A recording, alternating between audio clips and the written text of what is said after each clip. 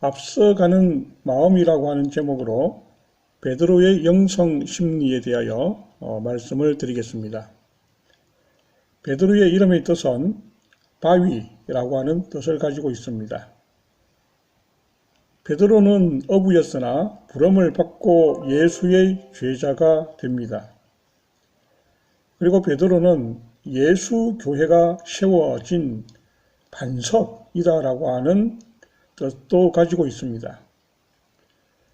베드로는 마음의 욕동대로 움직이는 경향이 아주 강했던 사람입니다.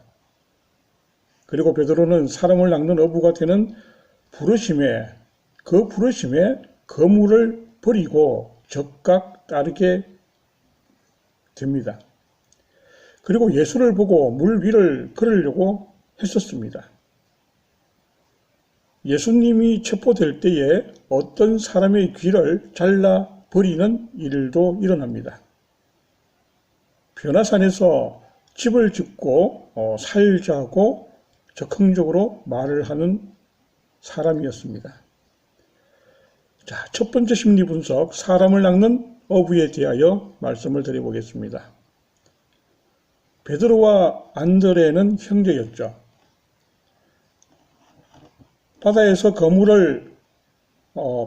그물로 고기를 잡는 두 형제를 본 예수님은 나를 따라오라, 내가 너희를 사람 낚는 어부가 되게 하리라 하시니 그들이 곧 그물을 버려두고 예수를 따랐다고 기록되어 있습니다. 물고기는 사람이 먹을 양식인데 썩을 양식을 위해서 일하지 말고 영생하도록 있는 양식을 위해서 하라는 것이었습니다. 왜냐하면 사람의 본질은 속의 속마음, 영에 있기 때문이라는 말씀입니다. 그러므로 사람을 낚는 어부란 영의 욕동을 낚는 어부가 되라는 뜻입니다. 다시 말해서 영의 욕동은 영의 배고픔인데 그 배고픔을 채워주는 영의 양식을 낚으라는 뜻입니다. 육체의 배를 채우는 일은 이제 그만두라는 그런 말씀이었습니다.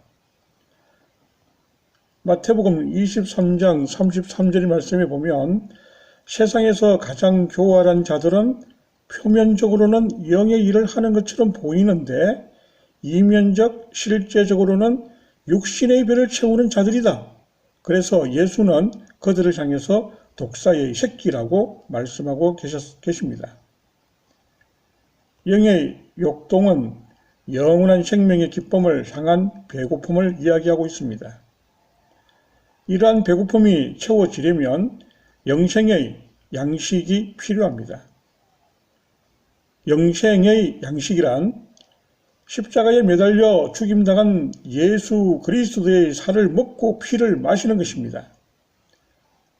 요한복음 6장 39절에 보면 나를 보내신 이의 뜻을 내게 주신 자 중에 내가 하나도 잃어버리지 아니하고 마지막 날에 다시 살리는 이것이니라.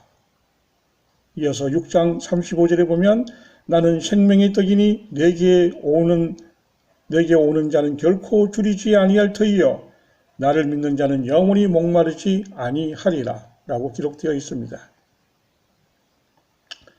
자, 두 번째 베드로에 대한 영성심리 변화산 체험을 말씀드리겠습니다. 베드로와 요한, 야고보는 예수를 따라 기도하려고 산에 올라가게 됩니다.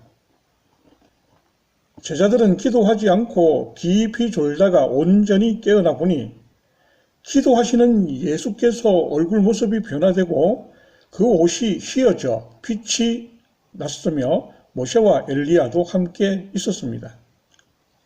모세와 엘리야 두 사람이 떠날 때 베드로는 초막 셋을 짓되 하나는 예수를 위하여 짓고 하나는 모세를 위하여 하나는 엘리야를 위하여 짓자고 이야기합니다.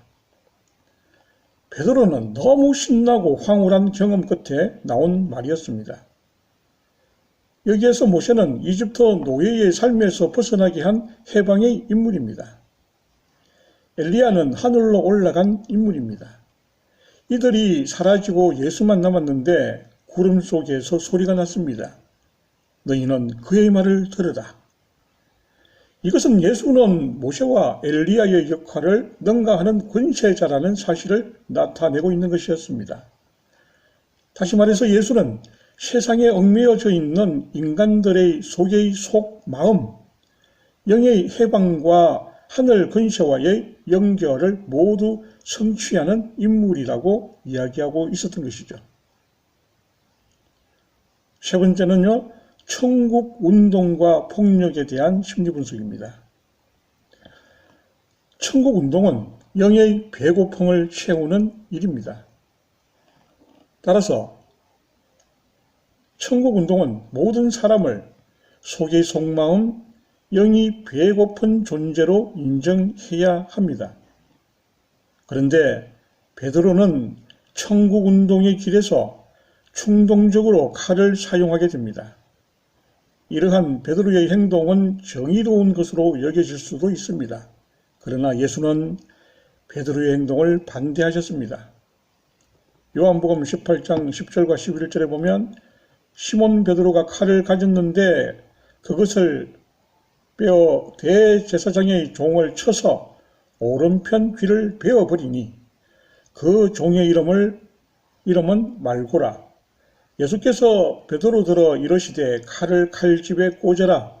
아버지께서 주신 잔을 내가 마시지 아니하겠느냐 하시니라. 아멘.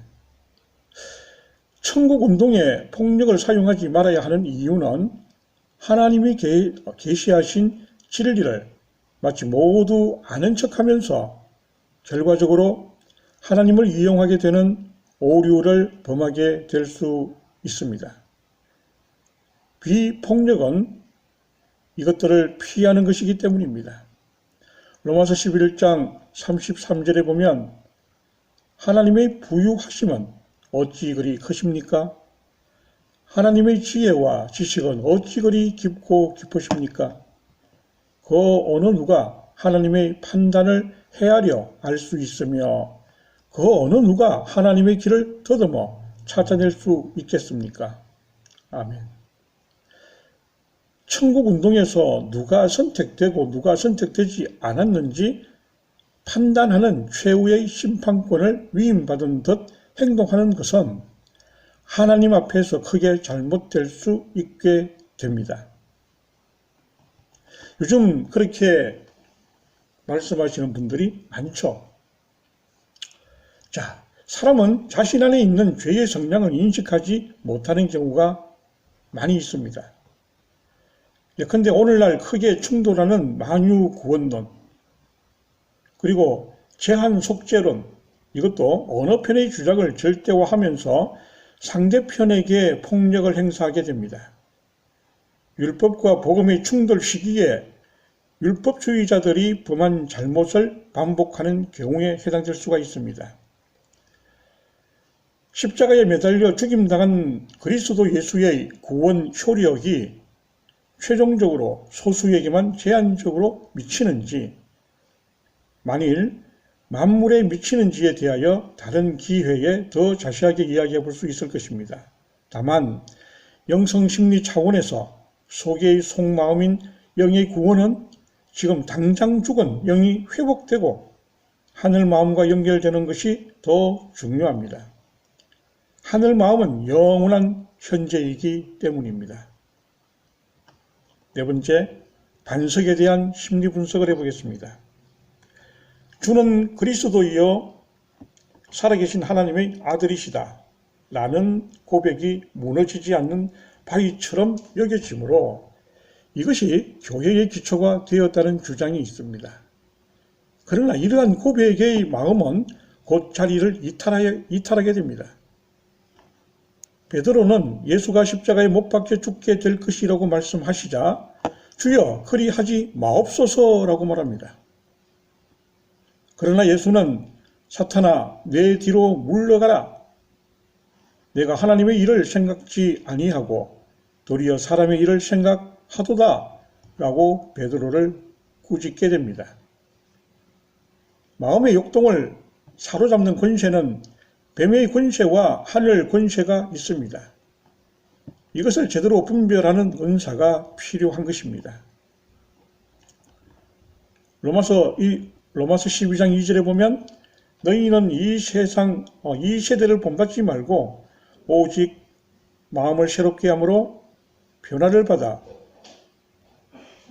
하나님의 선하시고 기뻐하시고 온전하신 뜻이 무엇인지 분별하도록 하라.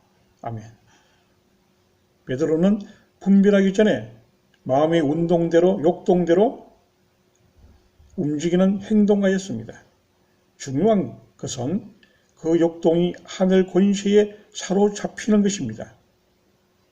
십자가는 욕동의 흐름이 하늘 권세에 사로잡히는 마음의 자리에 있는 것입니다. 십자가에 매달려 죽임당한 예수의 살과 피를 먹고 마시지 않는다면 뱀의 권세에 사로잡히게 되는 것입니다. 십자가는 온전한 반석이고 십자가 길이 온전한 천국 운동인 것입니다. 십자가의 영만이 살리는 성령인 것입니다.